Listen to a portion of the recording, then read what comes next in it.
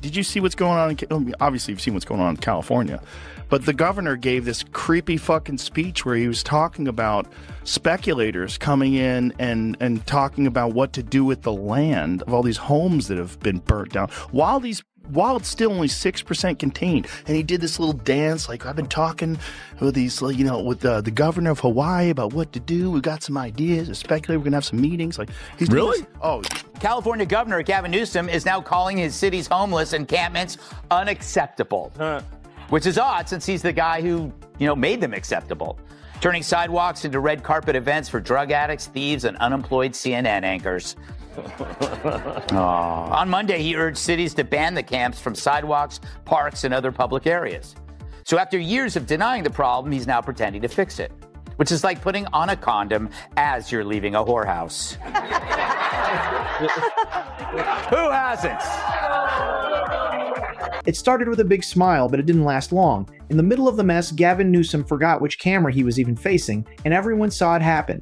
Joe Rogan came in like a train, throwing out facts one after another. Then Greg Gutfeld followed right behind, cracking jokes sharper than California's tax hikes. What happened next wasn't just criticism. It was a slow, painful crash that left nothing standing. Not even Newsom's perfect hair gel made it out. So grab your popcorn because this wasn't just a debate, it was a full-on air meltdown. Nobody wants President Newsom either. Nobody believes in that guy. That guy's a fucking con man. Everything he did in California, from trying to mandate vaccines for kids, being caught public without a mask and lying about the fact that he was outdoors. Yeah. Nobody believes in that guy. He's just a politician, just a stone cold, narrative driven politician. Nobody thinks he's a real human. Whether you like Trump or not, whether you think he's corrupt or not, that's a human being. You know what that guy is. Same thing with RFK Jr. Whether you believe that he's correct about vaccines or whether you believe his policies would be effective, and that's a human being. With Newsom, you got like this construct, this cardboard cutout of a person. I don't think people want that, but they might want it more than they want president. Cut to Gavin Newsom. The camera zooms in, almost like his hairline is fighting off an expensive bottle of conditioner. He's frozen at the podium, glowing with the confidence of a man who thinks the whole world stops when he talks. Then, boom, the voiceover hits, loud and full of sarcasm. The moment Rogan and Gutfeld set their sights on California's golden boy, it stopped being a talk. It turned into a televised takedown, sharp suits and sharper hits. This wasn't a debate. It was a wrecking ball smashing straight through Newsom's polished image. Kennedy, I think the answer is yes. Was it because of Israel? Yes. Interest rates? Yes. Too woke? Yes. It's like every bad policy that trickled up to the White House during the Biden administration started in California. That state is responsible for the worst politicians in modern history. And he is at the top of the list, and there are some ignoramuses on that. Let's talk about Gavin. He walks into every room like it's a fashion show for big government. He's nailed the politician starter pack, the toothpaste ad smile, the rehearsed TED Talk lines, and a leadership style that freezes quicker than a buffering screen. He's the golden child of progressive politics.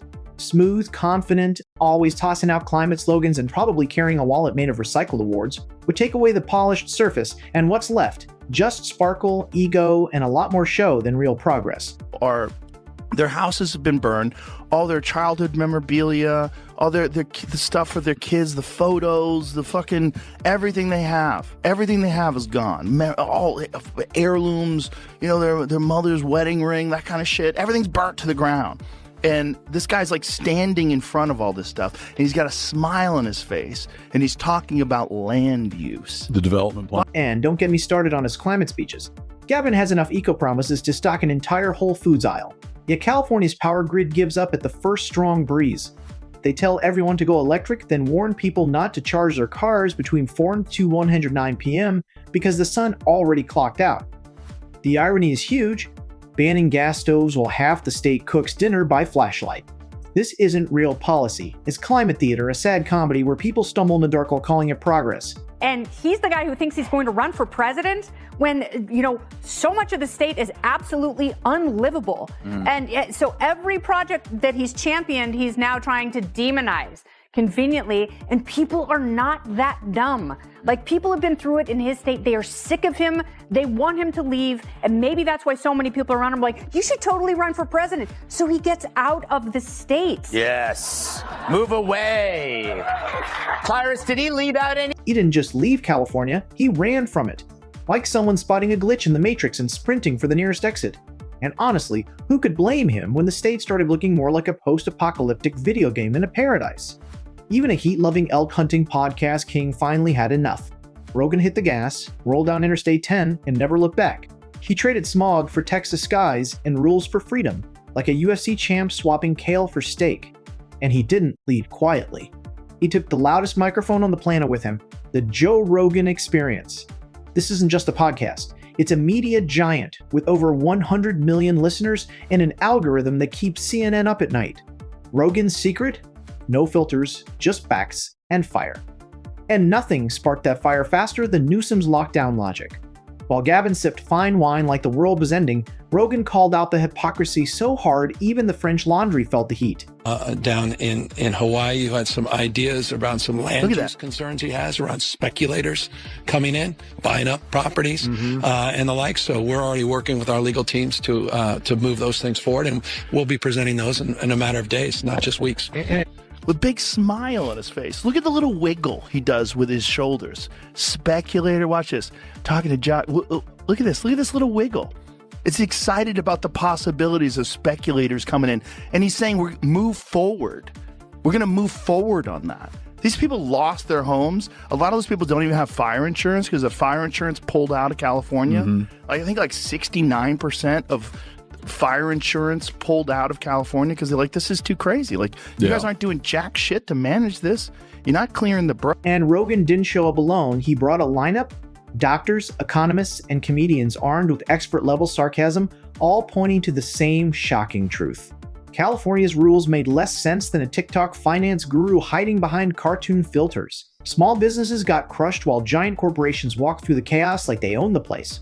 Health orders felt like they came from a magic 8-ball. Random, confusing, and always inconvenient. And through it all stood Gavin, flashing that bright white smile, convinced a little hair gel could fix broken trust. Then came the tech exodus, a modern-day wagon trail. Only this time, it was Teslas instead of wagons. Rogan didn't just talk about it. He packed up and left, moving his studio to Austin, where blackouts aren't a daily event. California turned hostile to innovation and allergic to freedom. And Rogan's strongest argument wasn't a chart or a quote. It was his own life. So, while Californians have lost their homes and they're still suffering from the devastation, what does Gavin Newsom decide to do? Well, now is apparently the perfect time to try and boost his popularity and essentially promote himself. He's launched a podcast. I'll play you the trailer in just a moment, but take notice. Does the trailer that he shared with the world on X, does it even mention the most horrific fire catastrophe that occurred under his leadership, partly as a result of the decisions he was making, like cutting fire prevention? No, this is his chance to talk about his image, insisting that he's no ordinary politician. He didn't need to yell or put on a show. He just took the mic and said what everyone was already thinking. This isn't working. Then Greg Gutfeld jumped in like a raccoon on a mission. Armed with a PhD in sarcasm, he doesn't shout, he cuts. Every word lands with a smirk. Every line hits hard enough to sour almond milk. Gutfeld delivers takedowns, cold, slick hair, perfect timing, and precision that stings. He looked at Gavin's polished shine and said what millions were already whispering. The guy looks like a cologne ad, but governs like he's playing SimCity blindfolded. Then he pulled back the curtain. Behind the glossy smile were tent cities, boarded up shops and juice bars barely hanging on. A dystopia with a yoga mat. And through it all, Gavin kept smiling like homelessness could be fixed with scented candles and motivational quotes. Think this is wild? Drop a comment and tell us what you'd say to Gavin's face. About anything? I think there's about 100 other reasons too. Well, you can't, it's not his words when he speaks. Yeah. You have to watch him closely. And some genius decided not to film him any lower than the shoulder. Yes, did you? Yes. So what did he do? You couldn't see the hands. No, but he sent Morse code. Yes. Go back and watch it. Look at the blinking. Blink, look. Meet me at the house. Like, he's blinking. He's sending. I'm getting there. Hey, just so you know, I'm not wearing pants. But Gutfeld didn't stop at the surface. He went straight for the jugular. His real target was the media's obsession with Gavin. Legacy outlets treat him like a modern-day JFK, just with better teeth and a reusable tote bag. But behind the glow is chaos, lightly coated in a spray tan. Gutfeld's monologues weren't just jokes. They hit like heavy artillery. He tore apart headlines praising Gavin's bold leadership while everyday people were drowning in gas bills, sky-high rent, and grocery panic. Families struggled to afford milk, yet magazines gushed over his so-called visionary aura. Then came the climate comedy. Gutfeld unloaded like a caffeine-fueled truth sniper, slicing through buzzwords like carbon justice and solar dreams. It all sounds noble until you ask who's footing the bill. While regular folks sit through blackouts, bureaucrats glide around in hybrids like extras in a sci-fi movie. Charging stations are mostly imaginary.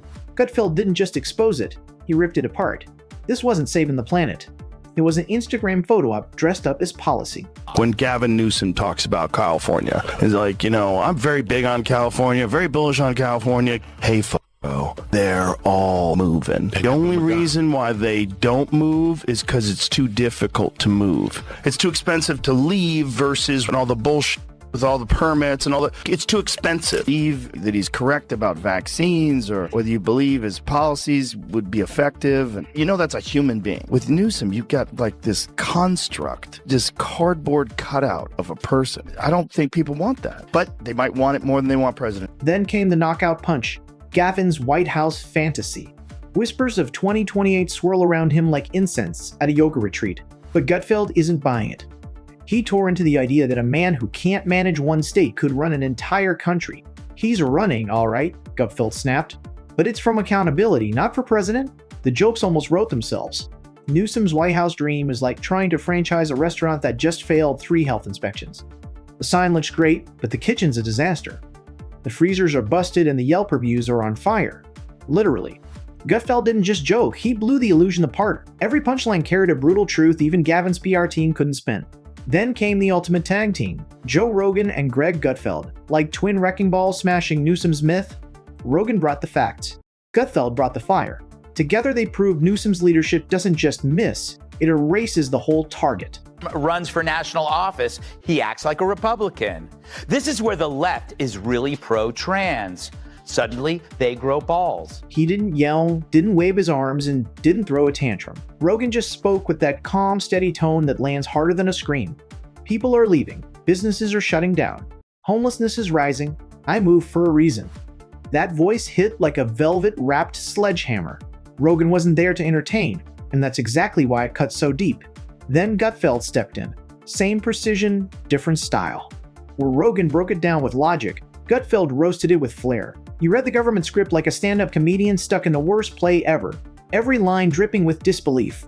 Rogan reached the thinkers, people hungry for facts, proof, and reality. Gutfeld grabbed the skeptics, the ones who stopped trusting mainstream news when slogans replaced sense. Rogan's fans shared charts and clips. Gutfeld's fans just pointed at the flaming chaos and said, "There it is." California Governor Gavin Newsom has been facing major calls to resign over his appalling handling of the deadly California wildfires. And just to quickly recap, these were the most destructive wildfires the state has ever seen.